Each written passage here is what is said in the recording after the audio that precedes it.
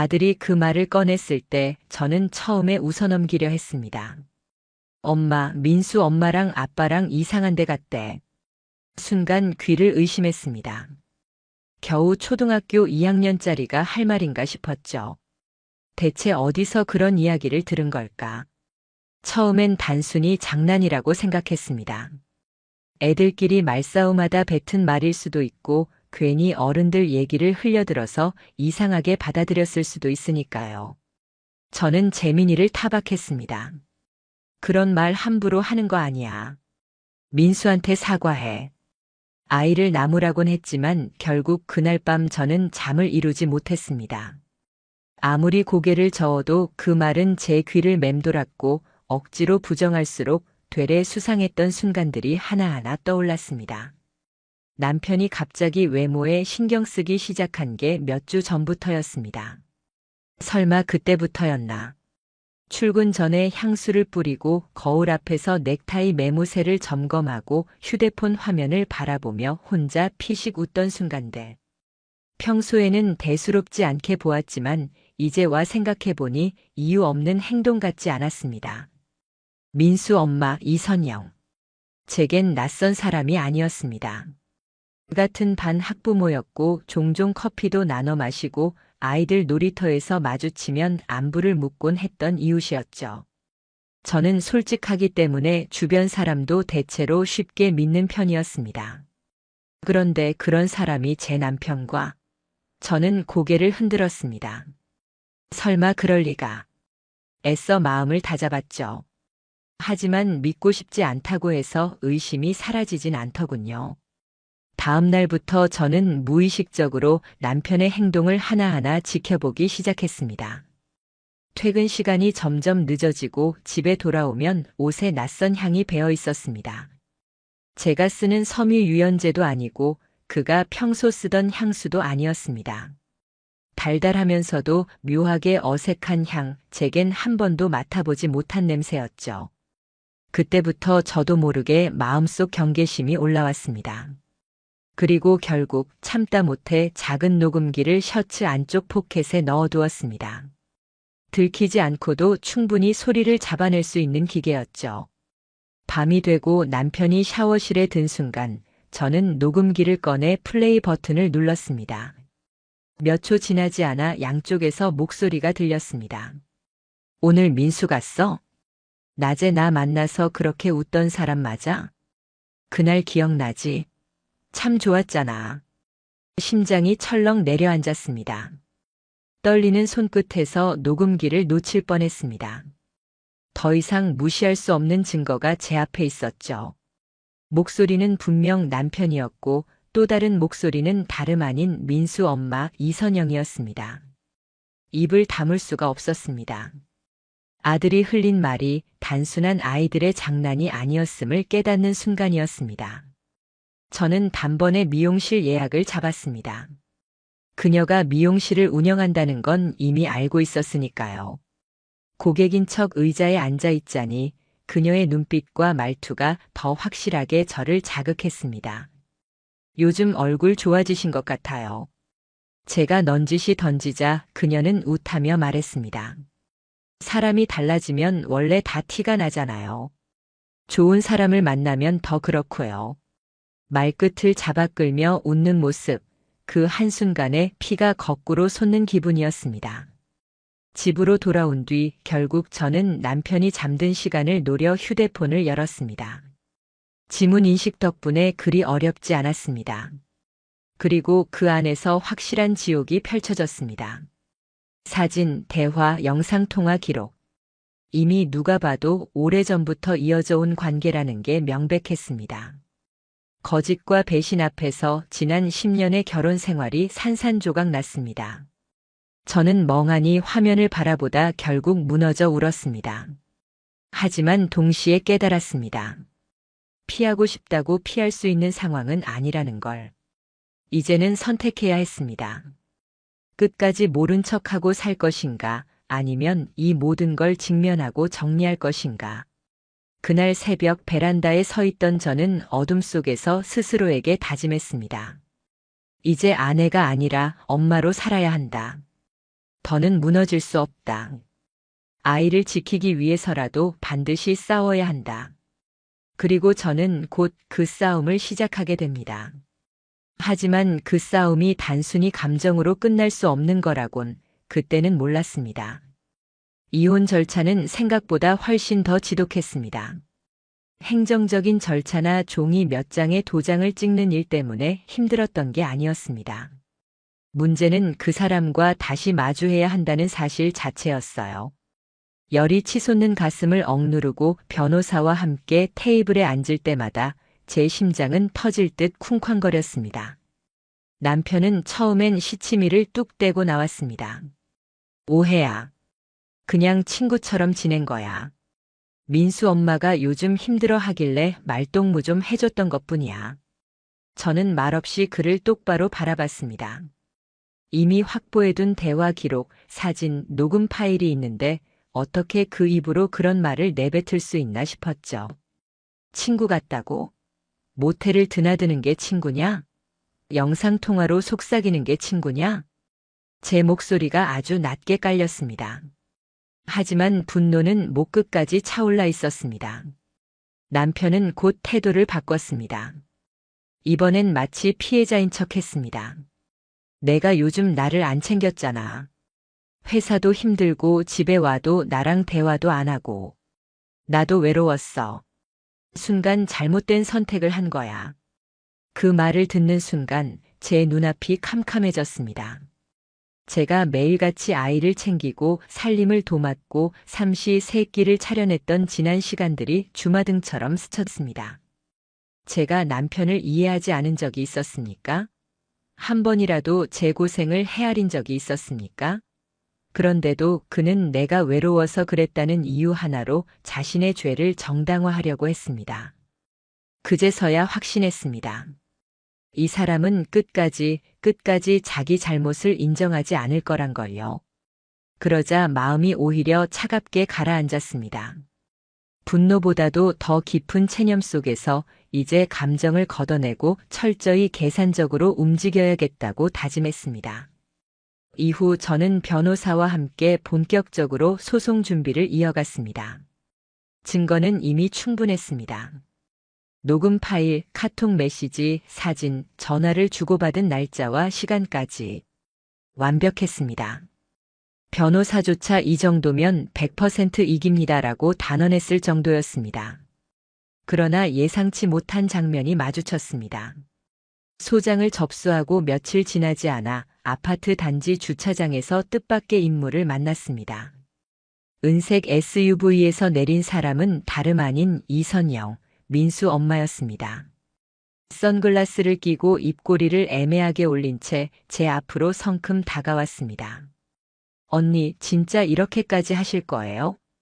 그녀는 여전히 뻔뻔했습니다. 마치 자기가 피해자인 듯 고개를 살짝 기울이며 연약한 척하는 얼굴이었습니다. 언니, 그 말투부터 역겨웠습니다. 제가 언제 그녀의 언니가 되었습니까? 애들도 같은 반이고 서로 얼굴 봐야 하잖아요. 그냥 여기서 멈추면 안 돼요? 애들 때문에라도요. 그녀는 그렇게 말했지만 그 목소리 밑바닥엔 불안감보다는 얕잡아 보는 뉘앙스가 묻어났습니다. 저는 한치도 흔들림 없이 그녀를 똑바로 쳐다봤습니다. 끝낼 거면 애초에 시작도 하지 말았어야지. 그 한마디에 그녀의 눈빛이 살짝 흔들렸습니다. 아무 말도 못하고 차에 올라타더군요. 그 순간 저는 더욱 다짐했습니다.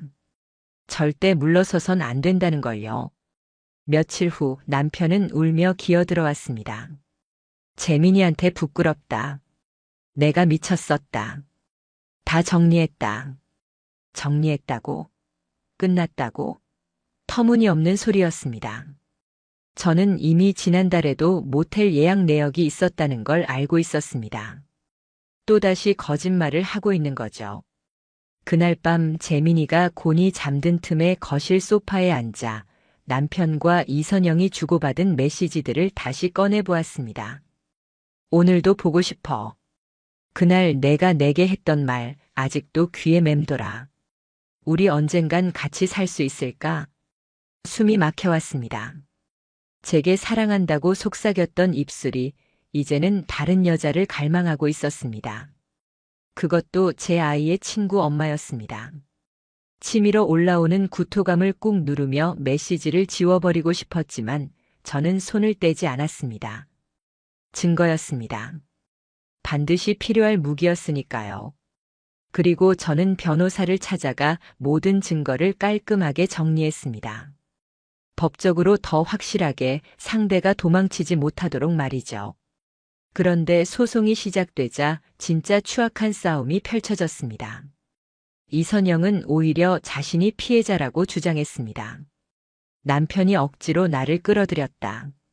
원래부터 부부 사이가 좋지 않았다. 나는 정신적 위로를 해줬을 뿐이다. 제가 처음 그 말을 들었을 때 웃음이 터져 나왔습니다. 웃음이랄까 기가 막혀서 나온 숨이었습니다. 하지만 저는 준비가 되어 있었습니다. 둘의 은밀한 카톡 대화, 그 안에는 이런 내용까지 들어 있었습니다. 내 아내는 너무 둔한 것 같아. 바보처럼 아무것도 모르고 있네. 그 여자는 너랑 어울리지 않아. 내 옆엔 내가 있어야 해. 변호사는 고개를 끄덕이며 말했습니다. 이 정도면 어떤 법정에서도 변명할 구석이 없습니다. 그리고 저는 더 불편했지만 중요한 선택을 했습니다. 아이들의 진술을 증거로 포함시키는 것이었습니다. 재민이가 친구에게서 들었던 말, 민수가 집에서 부모 대화를 흘려들은 뒤 친구들 앞에서 떠들었던 이야기. 더럽고 추잡한 일이었지만 이미 그들은 아이들 이름까지 오르내리게 만들었으니 더 이상 감출 이유가 없었습니다. 재판은 예상보다 빠르게 제 편으로 기울었습니다. 판사는 명백한 정조 침해라며 이선영에게 2천만 원의 위자료 지불을 명령했습니다. 남편과의 이혼 재판에서도 결과는 명확했습니다. 그는 가정 파탄의 책임을 인정받았고 재산 분할 역시 저에게 유리하게 돌아갔습니다. 가장 중요한 것은 제가 재민이의 단독 친권과 양육권을 확보한 것입니다. 말로는 표현하기 어려운 감정이 밀려왔습니다. 기쁨이라기보다는 오랜 숨막힘 끝에 겨우 나온 안도의 한숨 같았습니다. 그날 밤 법원 판결문을 손에 쥔 채 저는 한참을 울었습니다. 엄마, 민수랑 다시 놀아도 돼? 재민이가 순수한 눈빛으로 물었을 때 단단한 목소리로 대답했습니다. 그래. 민수 잘못은 아니니까. 그제야 알았습니다. 이제는 제가 누구 앞에서도 숨지 않아도 된다는 걸요. 하지만 전쟁은 이제 막 시작이었을 뿐이었습니다. 소송에서 승리했다고 모든 게 마무리되는 건 아니었습니다. 사람들이 수군대기 시작했고 그들의 시선 속에서 또 다른 싸움을 해야 했습니다. 이 모든 절차가 끝나고 나니 제 삶은 이전과는 완전히 다른 얼굴을 하고 있었습니다. 그 전까지의 제 하루는 평범했습니다. 아침이면 도시락을 싸고 재민이를 학교에 보내고 마트에서 장을 본 뒤 저녁을 차려온 가족이 함께 식탁에 앉는 일상. 그것이야말로 제가 지켜왔던 가정의 전부이자 제 존재 이유였습니다. 하지만 그 모든 것이 산산조각난 지금 남은 건 무겁게 짓누르는 고요뿐이었습니다. 이혼 판결이 나오고 나서 며칠간은 아무것도 손에 잡히지 않았습니다. 재민이가 먹을 밥을 차리는 것도 버거웠습니다. 빨래며 청소며 그 모든 게 저에겐 덩어리처럼 다가왔습니다. 머리는 떡이 져 있었고 하루에도 수십 번 눈물이 쏟아졌습니다. 그동안 억눌렀던 감정들이 한꺼번에 터져나온 듯 제 몸과 마음은 완전히 망가져 있었습니다. 그때 제 곁을 잡아준 건 아이였습니다. 엄마, 왜 요즘 안 웃어? 어느 날 재민이가 제게 물었습니다. 고개를 들어 아이 얼굴을 바라보는데 가슴이 뭉클하게 저려왔습니다. 그 어린아이가 제 눈을 들여다보며 그렇게 말했을 때 도저히 더 무너져 있을 수는 없었습니다. 그날 이후 저는 다시 살아야겠다고 결심했습니다. 아이에게 부끄럽지 않은 엄마가 되어야 했고 무엇보다 스스로 무너져버린 자존감을 다시 세워야 했으니까요. 하지만 현실은 녹록지 않았습니다. 저는 한때 남편의 월급에 의지해 살았던 사람이었고, 이혼과 소송 과정에서 지출한 돈도 만만치 않았습니다. 앞으로 혼자 아이를 키우려면 돈도 계획도 필요했습니다. 그러자 떠올린 게 있었습니다. 예전에 따놓고는 한 번도 활용하지 않았던 간호조무사 자격증이었습니다. 다시 교재를 꺼내 들고 공부를 이어갔습니다. 그러다 마침 지인의 소개로 작은 의원에서 아르바이트 자리를 얻었습니다. 몸은 힘들고 서 있는 시간도 길었지만 그 속에서 조금씩 제 자신감을 찾을 수 있었습니다. 나는 누군가의 아내가 아니라 내 이름으로 살아가는 사람이다. 이런 감정이 가슴 깊숙이 스며들었습니다. 물론 주변의 시선은 여전히 부담스러웠습니다. 아파트 복도에서 시장 골목에서 뒤에서 들려오는 수군거림이 분명 귀에 들어왔습니다. 저 집 이혼했다지. 남편 바람나서 쫓아냈다더라. 처음엔 소문이 제 등을 후벼 파는 듯 아팠습니다. 그런데 시간이 지나면서 사람들도 차츰 입을 닫기 시작했습니다. 왜냐하면 그 사건은 너무나 공공연히 드러난 사실이었고 제가 피해자라는 건 누구라도 알 수 있었으니까요. 결정적으로 민수 엄마 이선영의 행적이 동네에 그대로 퍼졌습니다. 그녀의 미용실은 불과 3개월도 버티지 못하고 문을 닫았고 몇몇 학부모들 사이에서는 그녀를 공공의 적처럼 지목했습니다. 같은 반부모끼리 어떻게 그럴 수가 있어? 진짜 소름 끼치지 않아? 누굴 믿고 아이를 맡겨야 해? 분노 섞인 말들이 쏟아졌고 이선영은 아예 동네를 떠났습니다. 나중에 들으니 친정이 있는 지방으로 내려갔다고 했습니다. 하지만 그곳에서도 새 출발은 쉽지 않았다고 하더군요. SNS에 남아있던 기록 때문에 과거의 흔적이 꼬리표처럼 따라다녔기 때문입니다. 저는 솔직히 고개가 끄덕여졌습니다. 결국 자기가 뿌린 씨앗은 본인이 거두는 거니까요. 남편도 비슷했습니다. 이혼 직후 몇 달간은 재민이에게 자주 연락을 하려고 했습니다. 하지만 그럴수록 아이는 혼란스러워했습니다. 어린 나이지만 재민이는 다 알고 있었습니다. 아빠가 잘못했음을, 엄마가 상처받았음을. 어느 날 아이가 제 손을 꼭 잡고 말했습니다. 엄마, 난 아빠 없어도 괜찮아. 나는 엄마만 있으면 돼. 그 말은 칼처럼 제 마음을 찔렀지만 동시에 가장 강한 위로가 됐습니다. 제가 두려워했던 건 모자란 엄마가 되는 게 아닐까 하는 불안이었는데 아이는 이미 저를 선택하고 있었습니다. 그 후로 전 남편은 점차 연락을 줄이기 시작했고 결국 양육비를 지급하는 이외에는 아무런 접촉도 하지 않게 되었습니다. 솔직히 말하자면 그 편이 낫습니다. 재민이도 아빠를 보고 싶어 하지 않았으니까요. 그렇다고 제 마음이 완전히 괜찮았던 건 아닙니다. 가끔 깊은 밤이 되면 재민이가 잠든 뒤 혼자가 될 때면 불현듯 가슴을 파고드는 공허함이 있었습니다. 다시는 누군가를 믿을 수 없을 것 같고 앞으로도 혼자일 거라는 생각이 숨을 막았습니다. 하지만 이내 스스로를 다독였습니다. 괜찮아. 외로움은 지나갈 거야. 그 자리를 채우고 나면 더 단단한 내가 남아있을 거야. 그런 확신을 붙들며 하루하루를 버텼습니다. 뭐 하나 쉽진 않았지만 저는 쓰러지지 않았습니다. 상처를 입었지만 무너지지 않았고 배신을 당했지만 다시 일어섰습니다. 그것이 제가 해낸 가장 큰 복수였습니다. 가해자들처럼 추하게 사는 것이 아니라 정직하고 당당하게 살아가는 것. 그리고 언젠가 재민이가 더 자라 이 모든 걸 알게 되는 날이 온다면 저는 이렇게 말해줄 수 있을 것 같았습니다. 엄마는 끝까지 포기하지 않았단다. 넘어진 적은 있었지만 반드시 다시 일어났단다.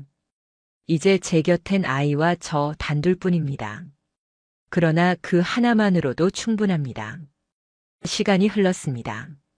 모든 법적 절차가 마무리되고 재민이와 단둘이 살아가는 일상이 조금씩 자리를 잡아갈 때쯤 예상치 못한 소문들이 제 귀에 들어오기 시작했습니다.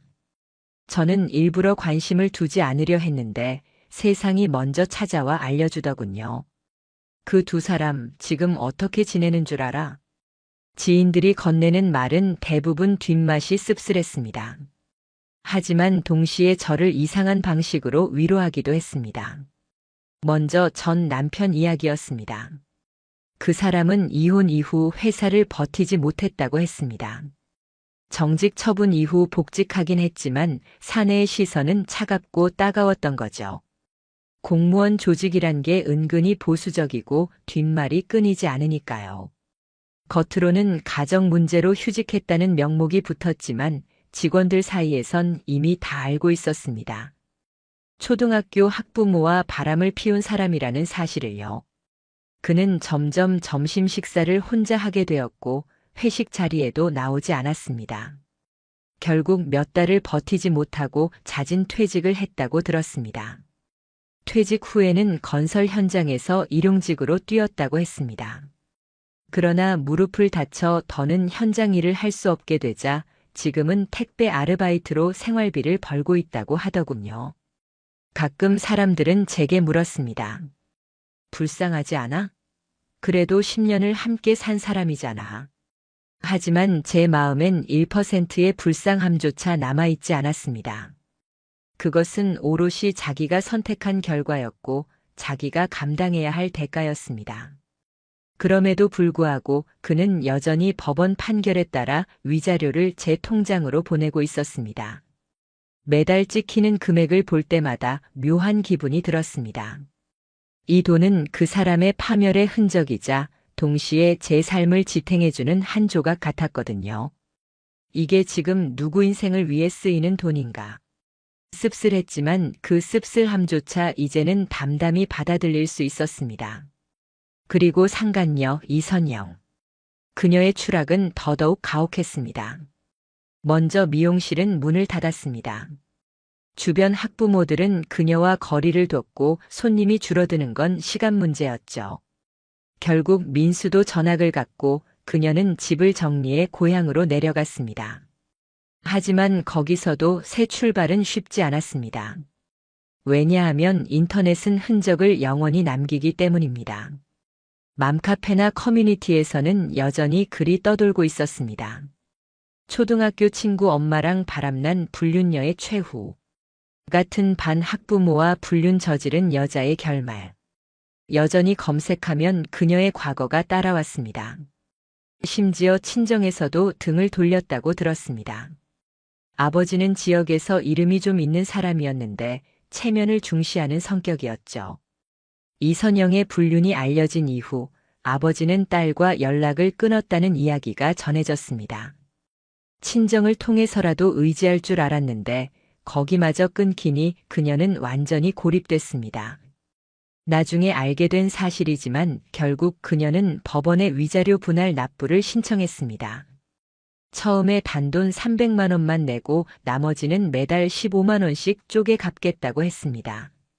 그 서류를 받아들었을 때 한숨이 나왔지만 이내 마음이 가라앉았습니다. 그래, 돈은 없어도 좋다. 중요한 건 그녀가 끝내 책임을 회피할 수 없다는 사실이니까요. 그것만으로도 충분했습니다. 주변 사람들은 종종 물어봤습니다. 이제 됐잖아. 그냥 잊고 사는 게 낫지 않아? 하지만 저는 그렇게 생각하지 않았습니다. 단순히 잊어버리는 것이 회복이 아니라는 걸 저는 이미 몸소 느끼고 있었습니다. 중요한 건 그 기억을 가지고도 흔들리지 않는 힘을 가지는 것. 그 상처에 휘둘리지 않고 나답게 살아가는 것. 그게 진짜 회복이라는 깨달음이었습니다. 저는 종종 그날 주차장에서 마주쳤던 이선영의 얼굴을 떠올립니다. 이쯤에서 끝내는 게 어른스럽지 않아요? 그녀가 그렇게 말했을 때 얼마나 우스웠던지요. 끝낼 자격이란 없는 겁니다. 가정을 깨트린 사람이, 제게 사과 한마디 하지 않은 사람이, 책임을 회피하려는 사람이 끝내자는 말을 꺼낼 자격은 없었습니다. 시간이 지나니 오히려 제 마음속 미묘한 복수심은 조금씩 사라지고 있었습니다. 대신 남은 건 차가운 확신이었습니다. 사람은 결국 자기 선택의 무게를 반드시 짊어지게 된다는 사실. 남의 가정을 무너뜨린 죄, 가장 가까운 사람을 배신한 죄는 언젠가 반드시 대가를 치르게 된다는 진리 말입니다. 이제 제 곁엔 재민이만 있습니다. 하지만 그 아이 덕분에 저는 무너지지 않았고 이 자리에 올 수 있었습니다. 저는 깨달았습니다. 진흙탕 속에서도 사람은 다시 꽃을 피울 수 있다는 걸요. 그게 바로 제가 선택한 길이었습니다. 처음 모든 일이 시작된 건 아들의 한마디 때문이었습니다. 엄마, 민수 엄마랑 아빠랑 모텔 갔대. 그 말을 들었을 때 저는 세상이 무너지는 충격보다도 설마 우리 집에는 그런 일이 없겠지라는 자기 최면이 먼저 들었습니다. 하지만 현실은 차갑게 제 착각을 뒤엎었고 제가 상상조차 못한 더러운 배신으로 가득 차 있었습니다. 저는 배우자에게만 배신당한 게 아니었습니다. 같이 아이를 키우며 웃고 이야기를 나누던 이웃에게 함께 식탁을 채우며 지켜왔다고 믿었던 가정의 울타리 자체가 와르르 무너지는 경험이었죠. 누군가는 말합니다. 시간이 지나면 다 괜찮아져. 하지만 제가 직접 겪어본 진실은 달랐습니다.